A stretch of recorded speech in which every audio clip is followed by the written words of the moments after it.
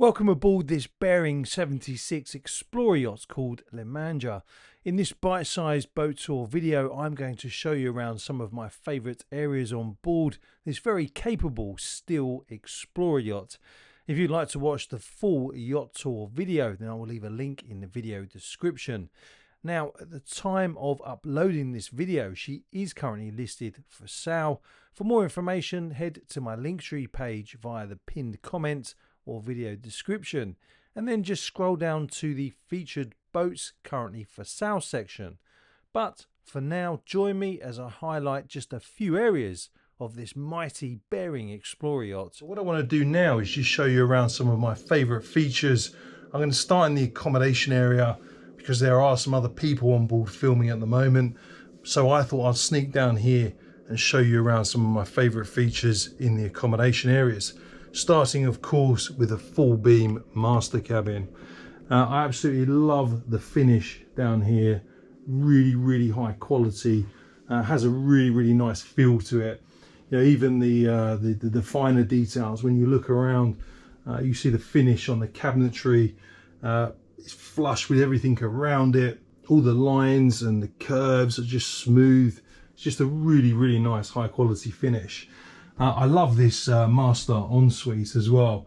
Lots of space in here, got a huge shower, really nice vanity lighting as well.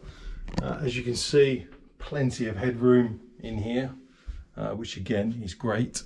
I love the size of that telly as well. You can just imagine waking up, opening the blinds, taking in the view, and watching your favourite YouTuber on that huge telly there. But yeah, you've got 3 vertical portholes, both on the port and the starboard side, so it allows lots of natural light into this area.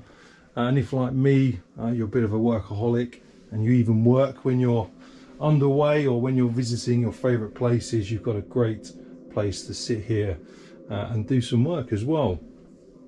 Let's move forward. Over here on the starboard side, have a great little utility room with a washer and dryer in here. I like the fact that obviously when you're in here and you're loading and unloading, you're not having to bend down and crouch to get to the washer dryer. Plenty of standing room in here. Over here on the port side, we've got what is essentially a day head, but with a shower as well. So guests on board can use this big shower, nice rain head up there. And again, you've got a porthole with privacy glass, so obviously you don't have to worry about people peering in when you're having a shower. But yeah, again, like I mentioned at the beginning, the quality of the finish in here is really good. Gives you such a high quality feel when you're walking around. Bit of safety equipment here. A monitor for carbon monoxide. Over here on the port side, got a big double cabin. Great for obviously your visitors. Plenty of space in here. Again, you've got 3 vertical windows on the port side, so lots of natural light coming in. Obviously you can gain access into the day head through that door as well.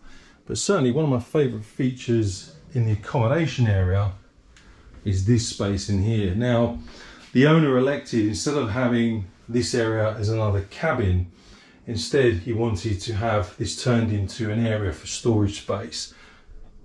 Keep all your dry foods, but also got a huge fridge over here.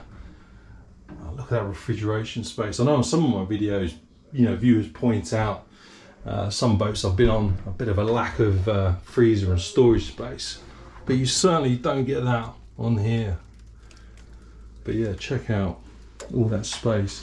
But if you wanted to, if the owner sold this boat and a new owner wanted to turn this area back into another cabin, the good thing is all the fixtures that you need for a cabin are still in place, so you can still transform this into another cabin if you wanted to.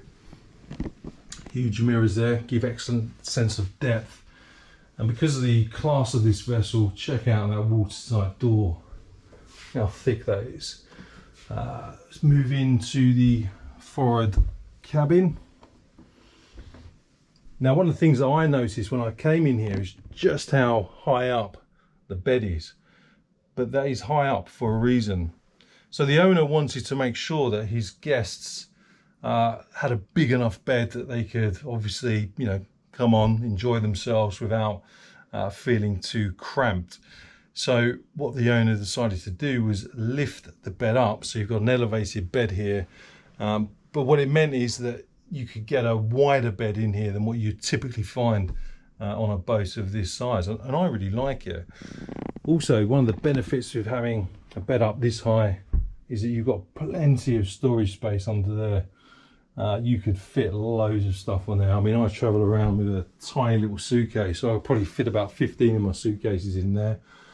You've got the escape hatch up there, because this is a watertight compartment. If that watertight door was sealed shut, then you could escape out of this area thanks to that hatch there. Have a little look in the ensuite. It's such a lovely smell in here. I wish I could show you or share with you the smell. It's really nice. As you can see, a typical day here on the south coast of England in Portsmouth, absolutely bucketing down with rain and very windy. But I like how this eye level is probably about a metre above the waterline. So I managed to sneak up onto the bridge just to show you some of my favourite features up here. One of the first things that I noticed was the size of these windows, both on the port and the starboard side. When you're sitting here, or when your guests are sitting here and you're underway, sit over here on the port side, but check out that view. You look out this huge window on a typical rainy day. You see it's absolutely bucketing it down. If you want to, you can open this as well to get some fresh air. You've got another one over there on the starboard side, so you can get plenty of air circulating through here. You've got 4 large multi-function screens on here as well, so you can configure it how you wish. But yeah, when you're standing here and you're underway, as you can see, you get a great, very all-round view. Little comms section over there with the radios with the headsets, so you can talk to your crew as you're bringing the boat alongside. I must say, the owner operator on this boat has done a fantastic job of bringing this boat in here. Came down this way, span it around, and you've got a boat over there, literally about 8 foot off the bow. But the owner has a remote control system on here, a wired remote control system, so he was able to bring it in really nicely. The reason he's gone for the wired system is that you don't have to worry about interference from when you're in busy marinas, all the Starlink antennas, all the VHF antennas, Wi-Fi antennas. So the owners opted for that element of redundancy by having a cable system rather than a wireless remote, which I think is a really great idea. But yeah, so there's plenty to love up here. But yeah, for me, certainly the size of those windows really is a standout feature. You've got some more equipment up there on the brow. But yeah, let me know what you think. Oh, there's Nick, alcoholic, over there doing his filming. In the engine room, we find twin Cummins QSL9 diesels delivering 404 horsepower each through soft mounts for minimal vibration. Fuel lives in double baffled wing tanks totaling 22,700 litres, about 6,000 gallons, with dedicated transfer and polishing pumps.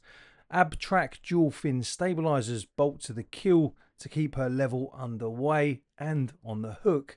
To port and starboard, you'll see 3 698 litres of fresh water tanks, which is roughly 976 gallons, served by twin pressure pumps and a water maker.